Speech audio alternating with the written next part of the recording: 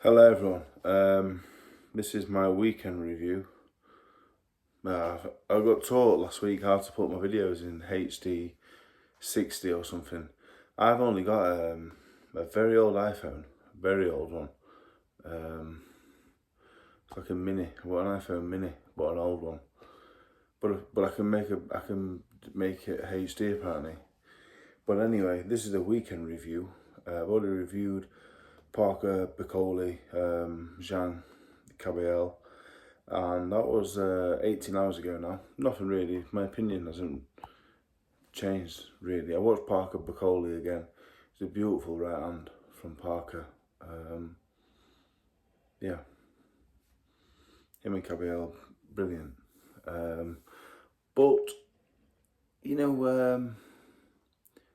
I don't think Bacoli's lost out too much really because of the notice.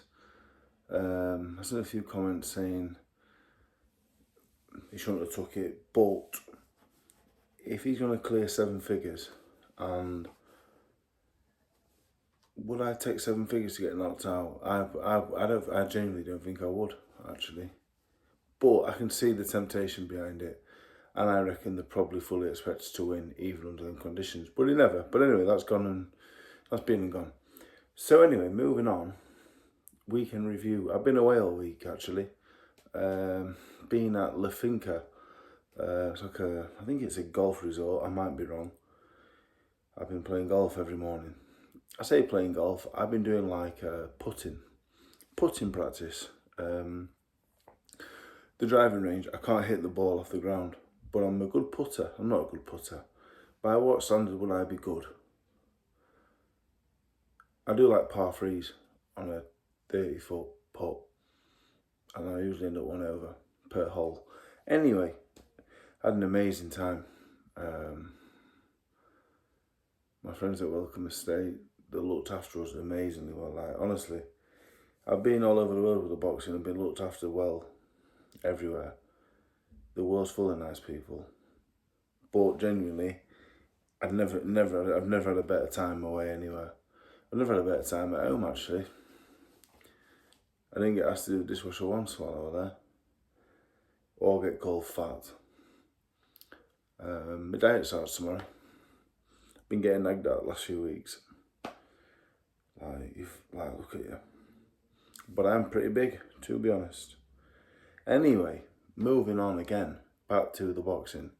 Review the rest of the show that I've seen. I want to start off with talking about Ahmed Hatim beat Aaron Prosper 97-94 for the Southern Area Lightweight title. Now, the reason I mentioned this fight, like I did the other day, this is high quality stuff. For the area title, this is high quality stuff. I think Hatim will go on and box the British title at some point. I think he possibly will become British champion. I think he's that good. He's very physically strong, and he's good. He's just good all around. He's a good fighter. Prosper, 2 defeats now. I'd like to see him as an opponent on one of these big shows because any of these prospects, he'll give him a run for the money. He's a really good fighter. So I wanted to cover that quickly before we go into the rest of the big card that I saw, that I've seen since. Boatsy Smith. From all the fights I saw fight of the night, I picked Boatsy because I thought Smith was on the slide. And do you want to know something? Even after last night, I still don't think he's anywhere near as good as he used to be. Conor Smith, one of the best fighters to come out of Britain in the last 10-15 years, for definite. He's brilliant, puncher, strong, can box. Conor Smith's just fucking world class. He's genuine world class. Like in Britain, people talk, oh, so-and-so's world class. But most of them aren't, if we're going to be honest. Callum Smith, for me, genuine bona fide world class. I think at super middleweight he outstayed his welcome too long. Ryder turned him over and didn't get it, but I think he was already done at the weight. Canelo beat him, no shame. Same with Beterbiev. I thought Boatsy would beat him because I thought Smith was on the slide, but I did think Smith, at the best, Smith was by far the better of the two.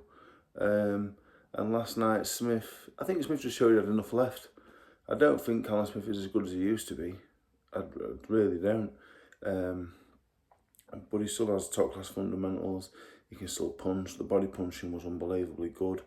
By the other side of it, Boatsy's super tough. brilliant jab, really good jab. He's got great fundamentals as well. I love watching Boatsy. But for me, Boatsy don't hit hard enough. And he's not a big enough physical presence at the highest level. Last night I thought it showed more Boatsy's level in terms of he's not elite. Like, he's a very, very, very good fighter, Boatsy. I love watching him. He's a cracking fighter. He's super, super tough. But he's just not at the highest level, I don't think. And Smith, I don't see Smith beating the top guys at all at this stage. Who is going to beat Beterbiev and Bivol, really? You know, Beterbiev may be getting on a bit, you know, I'm sure if he stays around a couple more years, he'll get turned over by someone else other than Bivol, but at the minute, it's difficult. Now, Boatsy and Smith, I'd watch either box Anthony Yard, to be honest. I used to think Boatsy would beat Yard, but now I think Yard would be too strong, and Boatsy wouldn't have the power to phase him. Smith and Yard, I think I saw something earlier that could happen. That'd be an amazing fight. But not really any losers really for me last night. I thought they was both brilliant. I think they'll both be in big fights again soon. And it probably sounds harsh, but I just don't think Boatsy is the top level. But he is very, very good. Now the other fight, Shakur Stevenson, Josh Padley. I like Josh Padley a lot. You know what? From Donny, same as me, but he's not someone I'd ever come across till probably about 2 years ago, sparring Joe, who I manage and train. And I thought, fucking hell, he's good.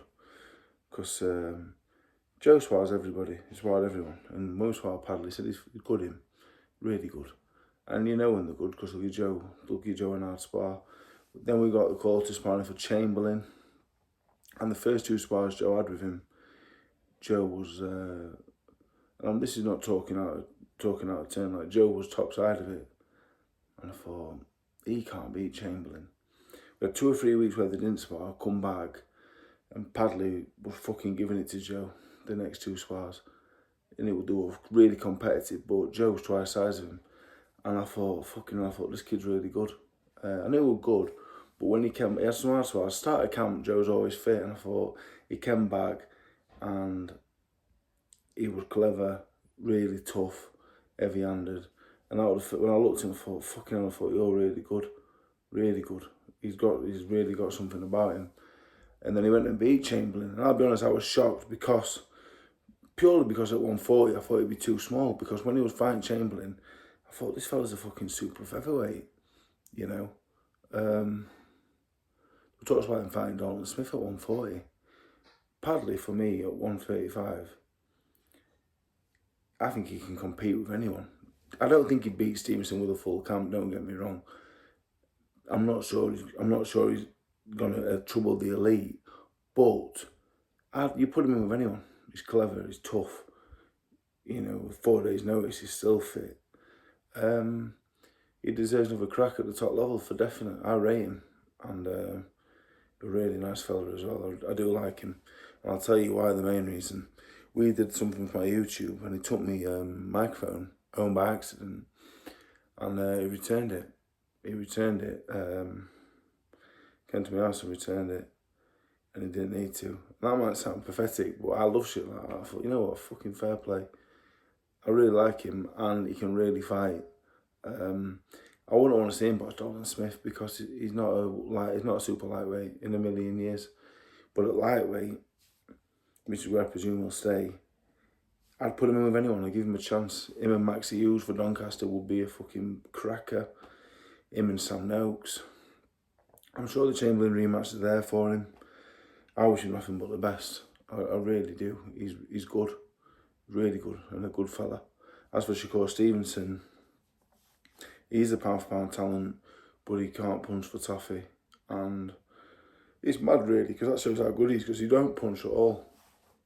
So, the speed, the timing, you know, he's really, really good. He's as good a boxer that we've seen. But the lack of power against the Tank Davis, if he moves up any further in weight against the bigger guys, may be the undoing of him. Because Mayweather when he ends up at welter and light middle, wasn't a puncher at 130, 135. He definitely was. But I enjoy watching Stevenson. I enjoy watching him. And the fight last night, Padley was tough and game, but Stevenson he's on another level technically, which he will be to pretty much anyone. So great performance from Padley. Stevenson is good, but his lack of power and excitement, I think, and probably his attitude, he's not really catching on to the wider public, to be honest. As for the rest of the card, Batibia Bivol I'm yet to watch. I'll probably watch that tonight if the kids go to bed, which is not a definite. Dharma Shear, as I heard, was a controversial one. And Ortiz Madrimov, I will make time to watch also. But that's been my weekend, really. I'm just at my uncle's now, it's his birthday. I don't think I'll be missed. I haven't got much to say, I'm pretty tired. Yeah, so just in the comments earlier, a lot of interesting comments. My nose is knackered, yes. I think I might get a nose job when I finish boxing. David A once said I would be the best looking man in boxing if my nose was, if I had a normal nose. And when he said it, I went,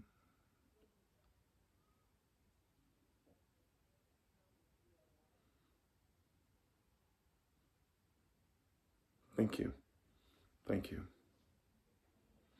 I think. It was David A, so I just thought, like, cheers, mate, yeah. But when you think about it, what does that actually mean? But anyway, yes, tomorrow. I'm in Manchester with Jamie tomorrow. Get back training, get back on the diet, and we crack on, and hopefully we get some fight news pretty soon. Still not heard nothing regarding Fisher. Been offered something else actually. But Fisher fight remains the one if we can get it over the line soon. So everyone has had a great weekend, and I will see you all tomorrow. Thank you.